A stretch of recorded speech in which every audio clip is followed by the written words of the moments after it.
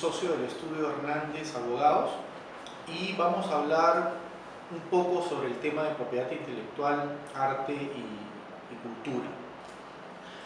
Para eso creo que es importante entender la razón, la fundamentación económica de por qué existe la propiedad intelectual.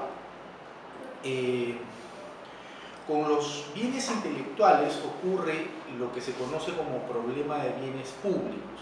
Bienes públicos en general son aquellos bienes que tienen dos características: altos costos de exclusión o imposibilidad de exclusión, es decir, que tú no puedes impedir que los demás tengan acceso o utilicen un determinado bien, o que hacerlo cuesta mucho dinero o es muy difícil.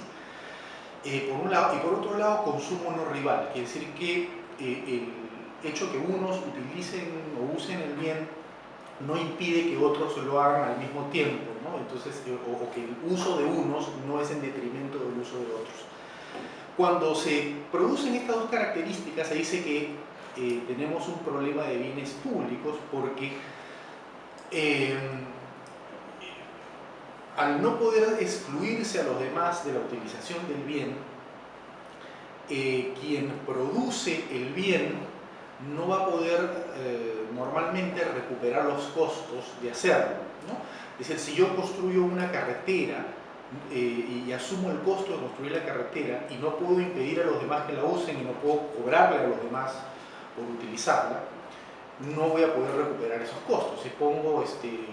Si yo contrato un sistema de policía y no puedo impedir que los demás usen la policía porque se van a beneficiar del beneficio de la seguridad de todas maneras, entonces hay un problema económico en el sentido de que quien produce el bien no puede recuperar los costos de la producción, y obviamente eso es un desincentivo, ¿no?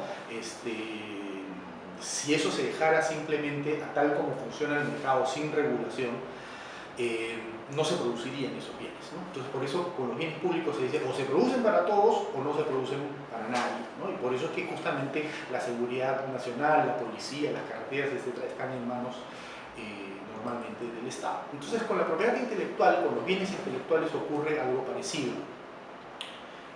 Al tratarse los bienes intelectuales, al ser información, tienen estas dos características. Uno no puede excluir a los demás de su uso, ¿no? Es decir, o es muy complicado. ¿Cómo hacemos si yo pongo una canción en el mercado, o una película, o un libro, ¿no es cierto? ¿Cómo hago para que la gente no copie y reproduzca, no solamente use, sino que además copie y reproduzca esta información al infinito, ¿no? Entonces, eso genera un problema económico, un desincentivo, porque quien crea el bien intelectual, que es el innovador, el que hace una invención que va a estar protegida por una patente, o el que crea una obra intelectual cultural que va a estar protegida por el derecho de autor, incurre en un costo para esa creación. Si luego todo el mundo pudiera copiar esa creación, lo que va a ocurrir es que el precio de la copia, el precio del acceso a la creación, va a ser igual al costo marginal, es decir, al costo de hacer copias. Pero entonces, ¿qué ocurre con el costo de haberla producido? Ese por oferta y demanda no se va a poder recuperar, porque todo el mundo va a estar haciendo copias al costo de hacer copias, y el que produjo no va a poder recuperar ese costo. Entonces, ese es el problema que la propiedad intelectual justamente trata de resolver. Se crea un derecho legal para que quien es el creador de la innovación, en este caso estamos hablando específicamente de patentes y de derechos de autor, quien es el autor de la creación, ¿no es cierto?, o el inventor de la innovación, por el hecho de haberla creado, tiene este derecho legal de excluir a los demás, ¿no? Pues ya no es una exclusión que se produce natural en el mercado, sino que la ley la impone y en su caso la hace cumplir.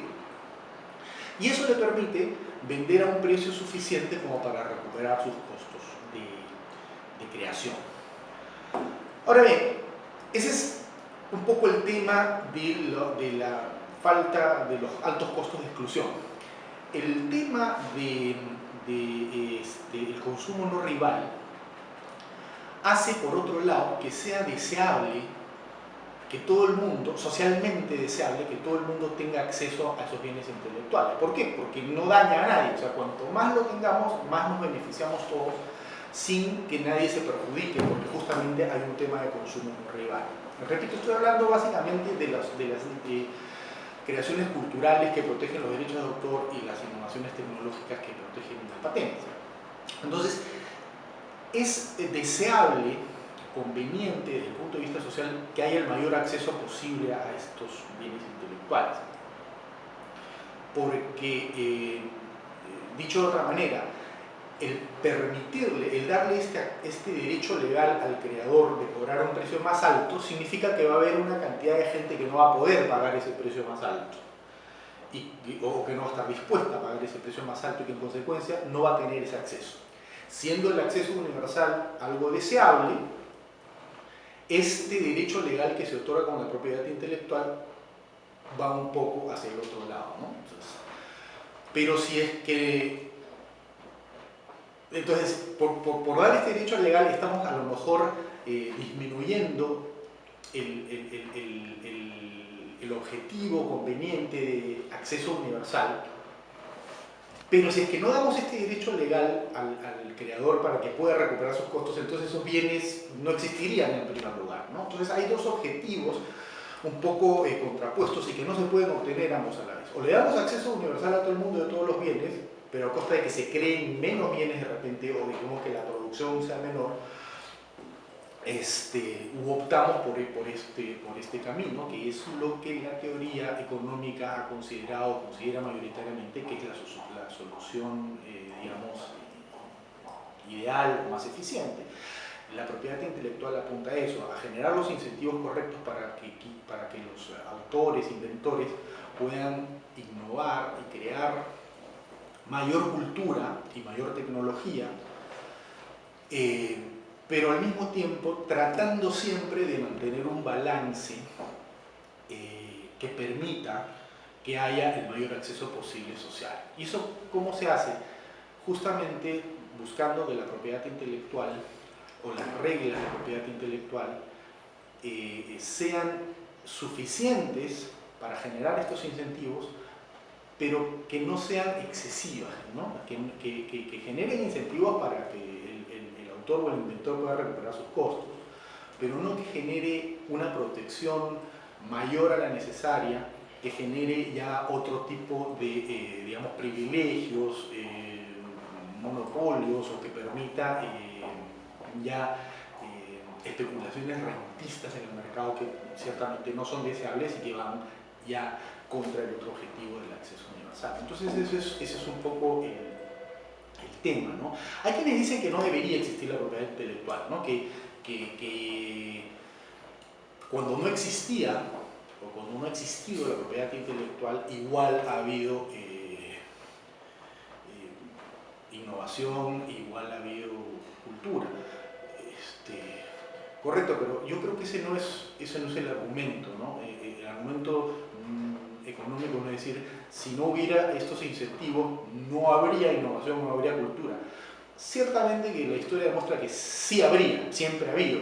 Lo que pasa es que habría algo mucho menos eficiente o algo mucho más ineficiente.